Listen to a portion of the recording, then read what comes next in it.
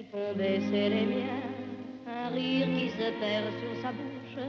Voilà le portrait sans retouche. Comment vous est venue l'inspiration de cette vie en rose? Alors, en fait, chaque collection se prépare avant, parce qu'en tant que coiffeur ambassadeur, donc on a des réunions au préalable qui sont faites à la rue Royale, donc où on a en général rendez-vous avec des designers, avec des bureaux de presse, avec des gens qui font du repérage sur les prochaines collections via les défilés de mode.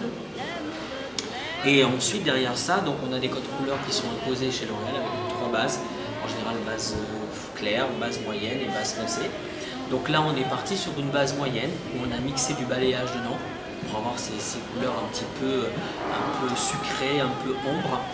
Et puis on s'est aperçu qu'il y avait sur beaucoup de défilés et beaucoup de pubs télé, il y allait y avoir beaucoup de fleurs.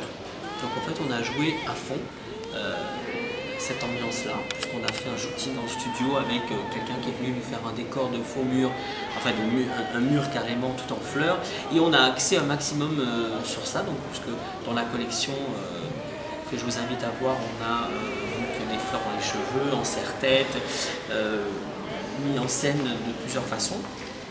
Donc voilà, et puis on s'est dit, on l'appelle comment? On s'est dit la vie en rose, parce que les roses c'est quand même ce qui est le plus beau dans les fleurs, et ça représente bien la femme.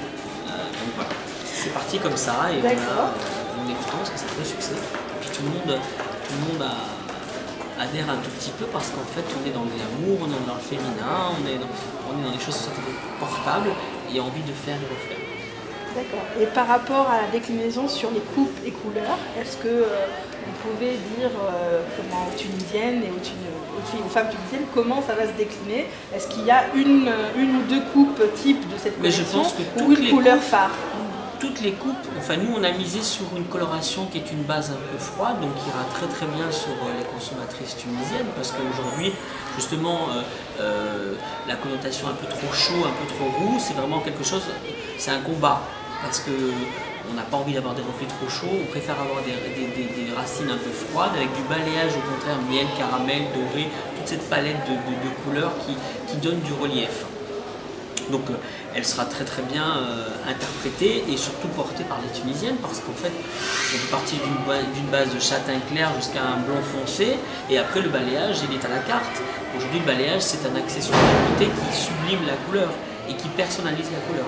Donc pour ça on n'a aucun souci. Ensuite dans les allures, on va appeler ça les allures, parce qu'on est parti d'une ambiance de tresse, donc il y a un côté très oriental, donc aucun souci. Et puis ensuite on a 3-4 versions de coupe qui est complètement féminine, on a des cheveux longs, on a des cheveux un petit peu plus carrés, on a du volume, on a de la légèreté dans les cheveux, donc je pense qu'il n'y a aucun problème. D'ailleurs on a déjà pu le voir et l'apercevoir hier, et ça s'est super bien passé. Justement, en parlant d'hier, donc c'est la première fois que vous faites un événement aussi de cette taille, de cette ampleur, avec des mannequins, etc. ici à l'hôtel.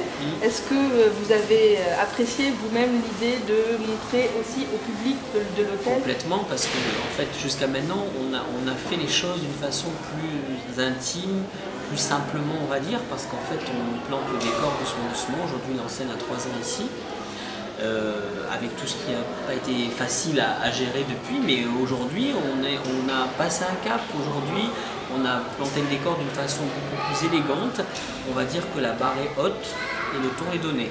D'accord. Voilà. Donc maintenant ce qui va être le plus dur, c'est les saisons prochaines pour pouvoir faire aussi bien, sinon mieux. Et vous disiez que l'enseigne est ouverte depuis 3 ans. C'était un choix, la Tunisie, comment vous est venue l'envie ou l'idée de vous installer? L'implantation de mes salons, c'est une histoire, une rencontre. Donc aujourd'hui, Madame Zahra était une cliente et amie du salon. Elle m'avait parlé de son projet, et puis un jour on est venu voir, et puis on a été séduits. Et puis derrière ça, voilà, les choses ont avancé. C'est une histoire d'amitié d'abord, et puis aujourd'hui, ça devient une histoire de business. Et donc pas de regret? Aucun regret.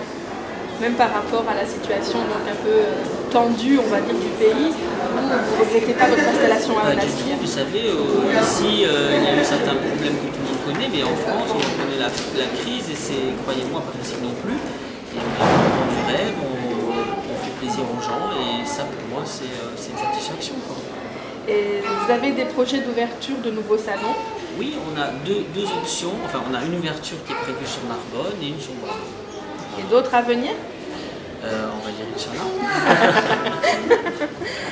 Vous avez eu un jeune styliste tunisien, Saïf Din Lawit, qui a habillé vos modèles hier.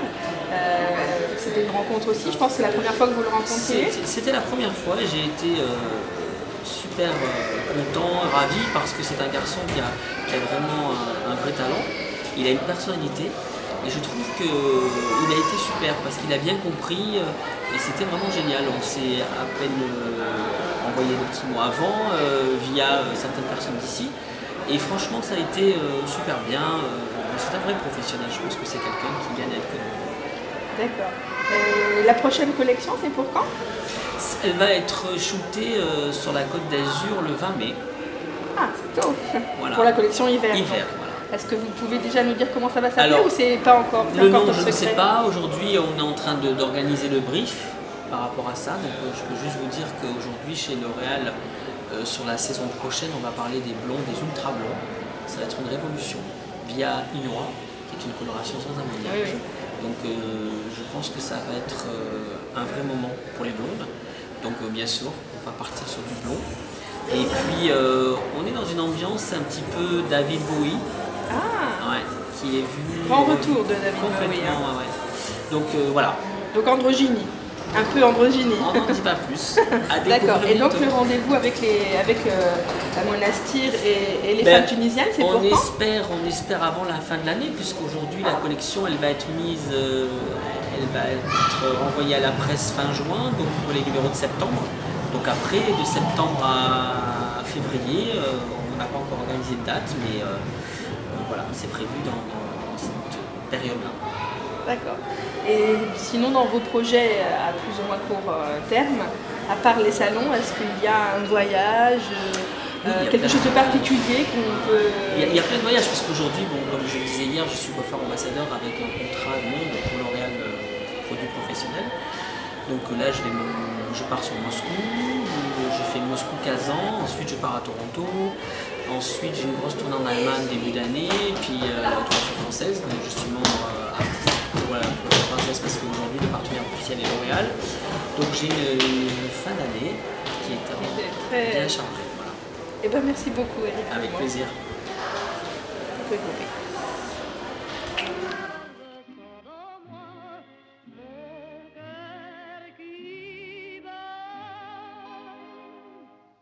Des nuits d'amour à plus finir, un grand bonheur